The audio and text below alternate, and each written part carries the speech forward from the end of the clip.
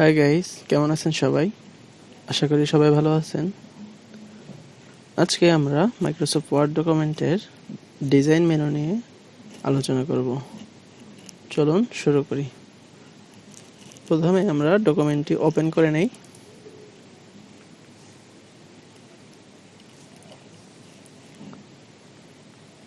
পূর্বের ভিডিওগুলোতে আমরা ফাইল মেনু থেকে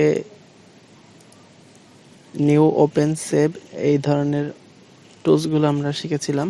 এরপর হোম মেনু থেকে গুরুত্বপূর্ণ টুলসগুলো নিয়ে আমরা শিখেছিলাম। এরপর ইনসার্টেরও গুরুত্বপূর্ণ যতগুলো টুলস আমরা মাইক্রোসফট ওয়ার্ডে ডকুমেন্ট তৈরির ক্ষেত্রে ব্যবহার করতে পারি সেই সকল টুলসগুলো আমরা শিখেছিলাম। এরপর আজকে আমরা আরও একটি গুরুত্বপূর্ণ টুলস নিয়ে আলোচনা করব। সেটি হচ্ছে ডিজাইন। মাইক্রোসফট ওয়ার্ড ডকুমেন্টের ডিজাইনটা ডকুমেন্ট তৈরির ক্ষেত্রে খুবই গুরুত্বপূর্ণ। ডিজাইনের ভিতরেও ফরম্যাটিংয়ের অনেক ধরনের টুলস রয়েছে, যেগুলো আমরা একে একে সবগুলো শিখে নিব। দেখুন, প্রথমে ডিজাইনের মেনুর ভিতরে কি আছে? থিমস আছে। এছাড়া এই ডকুমেন্ট ফরম্যাটিংয়ের মধ্যে colours, font, paragraph spacing, effects, watermark, page colour এবং পেজ বর্ডার এই সকল গুরুত্বপূর্ণ ট্যাবসগুলো রয়েছে। তো আমরা প্রথমে যেটি শিখব সেটি হচ্ছে থিমস। থিমসের মধ্যে দেখুন, এখানে বাই ডিফল্ট সিস্টেমে মাইক্রোসফট অফিসের ভিতরেই কতগুলো আগে থেকেই সেট করা থিমস রয়েছে, যেগুলো আমাদের পছন্দ মতো করে আমরা ইউজ করতে পারি। এখানে প্রথম যে অপশনটি আছে সেটা হচ্ছে অফিস, এরপর ফ্যাসেট, এরপর গ্যালারি, এরপর ইন্টেগ্রাল, এরপর আয়ন বোর্ড, অর্গানিক, এভাবে অনেকগুলো বাই ডিফল্ট থিমস সেট করা আছে। আমাদের যে কোনো একটি যদি প্রয়োজন পড়ে আমরা চয়েস মতো আমরা নিতে পারি। দেখুন, আমার এই লেখাটা আমি কার্সর যেখানে সিলেক্ট করছি সেখানেই অটোমেটিক্যালি লেখাটারও পরিবর্তন হয়ে যাচ্ছে। দেখুন, অফিসে ক্লিক করলে এখানে কার্সর রাখলে লেখাটার আকৃতি, গঠন, ফন্ট স্টাইল পরিবর্তন হচ্ছে।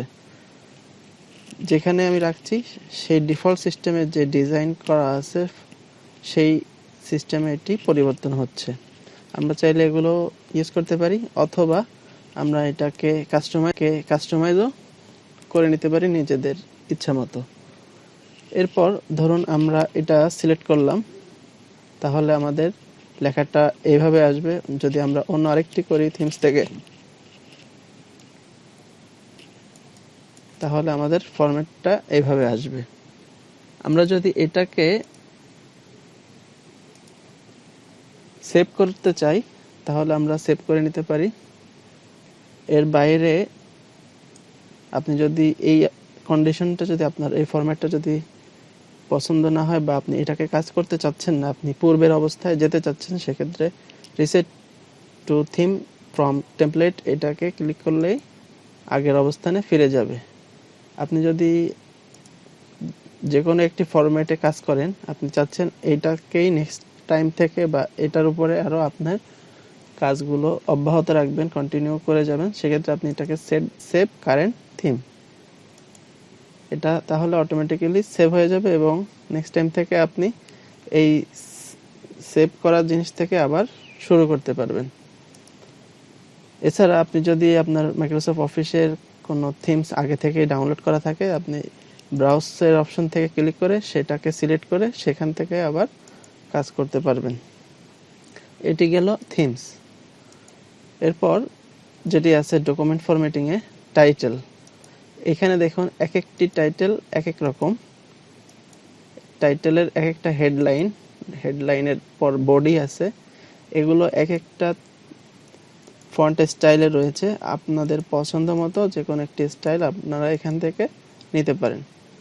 তো এখানে আরও অনেকগুলো অপশন আছে, পরবর্তীতে আমরা একে একে শিখে নিব। তো টাইটেলের মধ্যে আমরা এখানে ক্লিক করলে দেখেন এখানে অনেক ধরনের বিল্ড দেখেন, এখানে অনেক ধরনের বিল্ট ইন আগে থেকেই টাইটেল সেট করা আছে। আপনার যেটা প্রয়োজন সেটি আপনি সিলেক্ট করলেই আপনি সেই স্টাইলে আপনি কাজ করতে পারবেন। আপনি যদি নতুন কোনো স্টাইল নিতে চান তাহলে সেভ অ্যাজ এ নিউ স্টাইলে এটা সেট করতে পারেন। আর যদি পূর্বের অবস্থায় ফিরে যেতে চান তাহলে reset to the default style সেটে ক্লিক করলে আগের অবস্থানে ফিরে আসবে। তো আমরা এইখানের যে কাজগুলো আছে এগুলোকে দেখতে হলে আমাদের একটা অবজেক্ট করতে হবে, একটা শেপ নিয়ে আসতে হবে। সেক্ষেত্রে আমরা এখান থেকে যে কোনো একটা টাইটেল নির্বাচন করে নিই আগে থেকে। তো আমরা ইনসার্ট থেকে একটা শেপ নিয়ে আসব, ইনসার্ট মেনু থেকে শেপস থেকে আমরা একটা শেপ ড্রয়িং করে নিলাম। তো এই শেপসের ভিতরে আমরা চাচ্ছি এই টেক্সটটা কাট করে পেস্ট করতে। সেক্ষেত্রে আমরা এটা কাট করে নিলাম এবং এটার ভিতরে পেস্ট করে দিলাম। এরপর আমরা এটাকে একটু টেক্সট ইফেক্ট দিয়েও টাইপোগ্রাফিটা করে নিতে পারি। আমরা একটা যে কোনো একটি নিলাম ফরম্যাটের জন্য। এরপর আমরা আবার ডিজাইন মেনুতে চলে যাই। আমরা চাইলে এখান থেকে এটার কালারটাও পরিবর্তন করে নিতে পারি। তো আমরা এখন ডিজাইনে চলে যাব। ডিজাইনে দেখুন এখানে যে কালারস এর যে অপশনগুলো রয়েছে সেগুলো কিভাবে কাজ করে আমরা দেখে নিই। দেখুন এখানে অফিসের ভিতরে যে সকল কালারগুলো রয়েছে, কম্বিনেশন আছে কালারফুল, সেই কালারগুলো আমার এই শেপের ভিতরে করে দেখুন। অফিস 2007 থেকে 2009 এটার মধ্যে এই ধরনের কালার আসছে। গ্রে স্কেলে এই ধরনের একটা সুন্দর একটা ডিজাইন আসছে। এরপর blue warm, blue eye, blue green yellow এই ধরনের যেটাই আমাদের প্রয়োজন হবে আমরা সেই কালারটাকে এখান থেকে সিলেক্ট করে নির্বাচন করব। যদি আমরা এটা সিলেক্ট করি ভায়োলেট, তাহলে দেখুন এই কালারটা চলে আসছে। আমরা যদি অন্য আরেকটি কালার নিতে চাই, আমরা যদি রেড নিই এরকম আসবে। তো আমরা যে কোনো একটি নিতে পারি। আমরা এটা নির্বাচন করলাম। এর বাইরেও আপনি যদি এই কালারগুলো থেকে আরো কাস্টমাইজ করতে চান সেক্ষেত্রে কালারস এই কাস্টমাইজে ক্লিক করবেন। এখানে দেখুন থিমসের ভিতরে যে আলাদা আলাদা টেক্সটের কালার, ব্যাকগ্রাউন্ডের কালার এগুলো আলাদা আলাদা করে দেয়া আছে। আপনি চাইলে আপনাদের পছন্দ মতো এই কালারগুলো পছন্দ মতো করে চয়েস করে নিতে পারেন। দেখুন এখানে হাইপার লিঙ্ক আছে। হাইপার লিঙ্কের কালারটাও যদি আপনি আপনার পছন্দ মতো করে যে কোনো একটি দেন অটোমেটিক্যালি এখানেও চেঞ্জ হয়ে আসবে। এরপর যদি আপনি কাস্টমসে এখানে নিউ একটি নেম দিলেন, তারপর সেভ অপশনে ক্লিক করলে দেখেন এখানের মধ্যেও অটোমেটিক্যালি একটা পরিবর্তন চলে আসবে। আমরা এটা কালার পরিবর্তন করে নিয়ে দেখি প্রত্যেকটা। এখানে ব্ল্যাক যেগুলো আছে সেগুলো একটু পরিবর্তন করি। এভাবে করে আমরা সেভ অপশনে ক্লিক করলে এটার ভিতরে একটা এই যে কাস্টম 1 কাস্টম 2 এই পরিবর্তনগুলো আমরা দেখতে পাবো। এগুলো হচ্ছে টাইটেল সিলেক্ট করার পর এখান থেকে কাস্টমাইজ কালারসে ক্লিক করলে এই চেঞ্জগুলো আপনি দেখতে পারবেন। আচ্ছা, এরপর আমরা ফন্টসের কাজগুলো দেখি। ফন্টস অর্থাৎ এখানে যে টেক্সটগুলো আছে এই টেক্সটের স্টাইল বিভিন্ন ফন্টসের হয়, সেগুলো আপনারা এখান থেকে নির্বাচন করে দিতে পারেন। আমরা যদি ক্যালিব্রিতে রাখি তাহলে লেখাটা এই স্টাইলে আসবে। আমরা যদি ক্যালিব্রি লাইটে রাখি এইভাবে আসবে।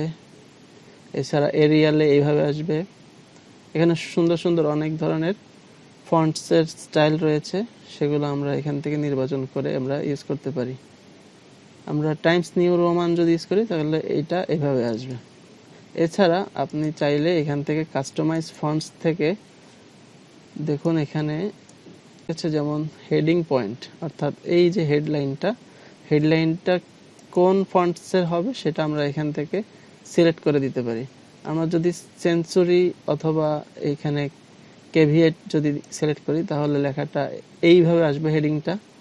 এরপর যদি আমরা বডিতে যেই লেখাগুলো আসবে সেগুলো যদি এই টাইমস নিউ রোমানে রেখে দিই সেভাবে আসবে, অথবা আমরা অন্য যেটি সিলেক্ট করব সেটিও চলে আসবে। ধরুন আমরা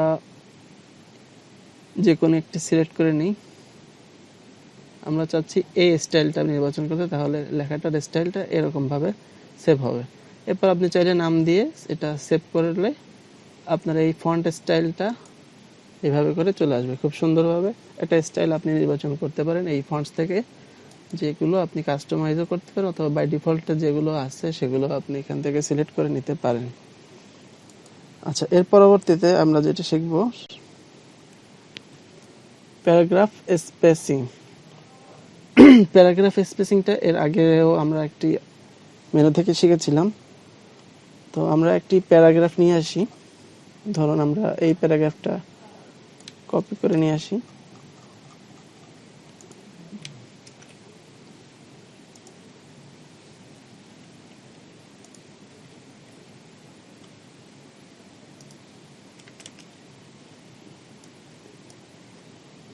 এই প্যারাগ্রাফ স্পেসিং এর কাজটা আমরা দেখে নিই। বেসিক স্টাইল যেটি আছে সেটি প্যারাগ্রাফের যে স্পেসের যে বিষয়টা সেটা হচ্ছে বিফোর, আফটার এবং লাইনের স্পেসিংটা যেটা আছে সেটা এখানে দেওয়া আছে। দেখুন বেসিক যেটা সেটির মধ্যে বিফোরে 0 পিটি, আফটারে 10 পিটি এবং লাইন স্পেসিং এ 1.2 দেওয়া আছে।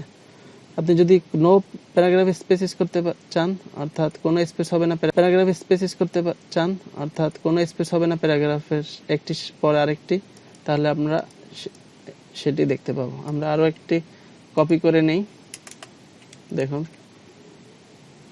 বোঝার জন্য সুবিধা হবে। তো আমরা প্যারাগ্রাফ স্পেসিং এ ক্লিক করলে বেসিক যেটি আছে সেটি এটাই, এর বাইরে আমরা যদি নো প্যারাগ্রাফ স্পেস দিই তাহলে এভাবে আসবে। এছাড়া কম্প্যাক্টে এরকম, টাইট এরকম, ওপেন এরকম, রিল্যাক্সড এরকম, ডাবলে আরো বেশি দূরত্ব চলে আসবে, আরো বেশি স্পেস কাজ করবে এখানে। আপনি যদি এখানে কাস্টমাইজ করতে চান সেটিও আপনি করতে পারেন। এখানে দেখুন বডিতে হেডিংসে যে ইয়াগুলো আছে সেগুলো আপনি এখান থেকে সিলেক্ট করে দিবেন। ফন্ট কালার যেটি আছে অটোমেটিক, এই ফন্টের কালারও আপনি চাইলে পরিবর্তন করতে পারবেন এখান থেকে। এছাড়া এই যে প্যারাগ্রাফ স্পেসিং এর বিফোর, আফটার এবং লাইন স্পেসিংটা যেটা আছে সেটাও এখান থেকে করে সেট করতে পারবেন। প্যারাগ্রাফ স্পেসিংটা এটাই। এরপর আমরা যেটি শিখবো সেটা হচ্ছে ইফেক্টস, থিমস ইফেক্টস। তো থিমস ইফেক্টের ক্ষেত্রে আমরা যে কোনো একটি থিম ওপেন করে নিব। এখানে থিমসের পর যে ফরম্যাটটা আসবে এই ফরম্যাট থেকে আমরা যে স্টাইলগুলো আছে স্টাইলগুলো থেকেও আমরা শেপ ইফেক্টের ভিতর থেকে যে কোনো একটি নির্বাচন করতে পারি। রিফ্লেকশন অথবা গ্লো অথবা সফট এডস, এভাবে আপনার যেটি প্রয়োজন সেটি নিতে পারেন। আমরা সাপোজ এটি নির্বাচন করি, তাহলে দেখুন একটা শ্যাডো চলে আসছে এখানে। তারপর আমরা ডিজাইন ইফেক্টটা একটু লক্ষ্য করি, ইফেক্টের কাজটা কেমন হয়। এই দেখুন আমরা যখন নর্মালি অফিসে ক্লিক করব তখন ইফেক্টটা এভাবে শো করবে। এরপর অফিস 2007 থেকে 2010 এটি শো করবে। এছাড়া একে একে আমরা দেখুন পরিবর্তনটা কিভাবে আসছে। এগুলো হচ্ছে ইফেক্টসের কাজ, এগুলো আপনি টেমপ্লেট সিলেক্ট করে এখান থেকে আপনি পরিবর্তনটা করতে পারবেন। তো যে কোনো একটি আপনি নিতে পারেন আপনাদের পছন্দ মতো। এই হলো ইফেক্টস। এরপর আপনি এই যে ফরম্যাটগুলো এতক্ষণ আমরা এডিট করে কাজ করছি, আমরা ফরম্যাটিং করছি ডকুমেন্টটি, আমরা যদি চাই এটাকে ডিফল্ট হিসাবে সেট করে রাখতে পরবর্তীতে কাজ করার সুবিধার্থে আমাদের সেটি কাজে দিবে। তো তো সেজন্য আমরা এখানে সেট অ্যাজ ডিফল্টে ক্লিক করলে এটি এই ফরম্যাটটিতে নেক্সট টাইমও আমরা সহজেই পূর্বের সেটিংয়েই কাজ করতে পারবো। এর ওয়াটারমার্কের কাজটি কি আমরা একটু দেখে নিই।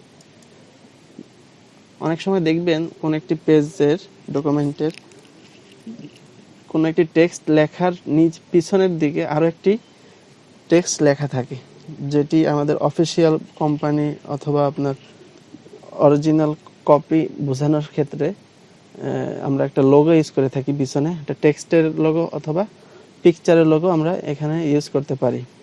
তো সেক্ষেত্রে আমরা এখানে দেখুন স্যাম্পল দেয়া আছে, confidential 1, confidential 2, do not copy.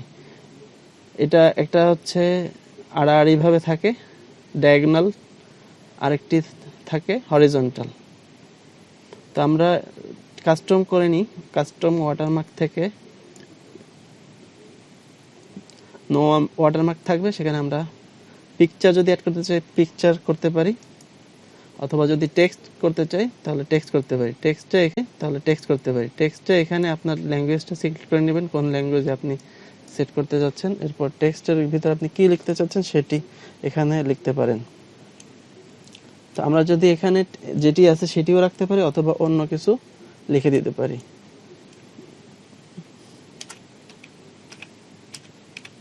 ধরুন আমরা এই লেখাটা নিয়ে আসতে চাচ্ছি ব্যাকগ্রাউন্ডে ওয়াটারমার্ক হিসাবে। এরপর আপনার ফন্টের স্টাইলটাও নিতে পারেন এবং সাইজটাও দিতে পারেন নির্দিষ্ট করে, এবং কালারও যদি আপনি চান কালারটাও সুন্দর একটি কালার নির্বাচন করে ডায়াগোনাল অথবা হরিজন্টাল যে কোনো একটি সিলেক্ট করে অ্যাপ্লাই করবেন। এরপর দেখুন সেটি শো করছে, এই যে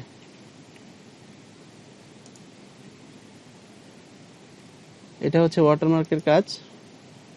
এছাড়া আপনি যদি চান মোর ওয়াটারমার্কস ফ্রম office.com থেকেও ডাউনলোড করে নিয়ে আসতে পারেন, আর এটাকে যদি রিমুভ করতে চান তাহলে রিমুভ ওয়াটারমার্ক। এরপর যেটি আছে পেজ কালার, আপনি যদি এই পেজটার ব্যাকগ্রাউন্ডে সমস্ত কালারে ফিল করে দিতে চান তাহলে যে কোনো একটি কালার নির্বাচন করে আপনি এটাকে খুব সহজেই পেজের কালার, রঙিন পেজ প্রিন্ট করার ক্ষেত্রে আপনি অথবা এইভাবে কালারফুল এটা পেজ ক্রিয়েট করার জন্য এটি ইউজ করতে পারেন। দেখুন এটা সিলেক্ট করার এই কালারটি চলে আসলো। এভাবে আপনি কালার ফিল করতে চান ফিল ইফেক্ট দিয়ে, তাহলে আপনার এখানে আরো অনেক কিছুই অপশন আছে, সেগুলো আমরা একে একে বিভিন্ন ভ্যারাইটিস ভাবে আরো সুন্দর ভাবে কাস্টমাইজ করে ইউজ করতে পারবো। এরপর আছে পেজ বর্ডারে যদি আপনি এই পেজটাতে কোনো একটা স্টাইল নিতে চান, যে কোনো একটি স্টাইল নিয়ে আসতে পারেন, বক্সের ভিতরে থাকবে এটি। এছাড়া 3D শ্যাডো কাস্টম সব ধরনের অপশনগুলো আপনি পাবেন, আর এখানে আপনি হোল ডকুমেন্ট বা এখানে অপশনগুলো একে একে আপনাদের প্রয়োজন অনুসারে করতে পারেন। তাহলে দেখুন এখানে বর্ডারটাও সেট হয়ে গেল। তো আজকে আমরা ডিজাইন মেনু থেকে সব মোটামুটি শিখে ফেললাম। তো আমরা ডিজাইন মেনু থেকে আমরা ডকুমেন্ট কিভাবে ফরম্যাটিং করতে হয় শিখলাম। তো আজকে এই পর্যন্তই, সবাই ভালো থাকবেন।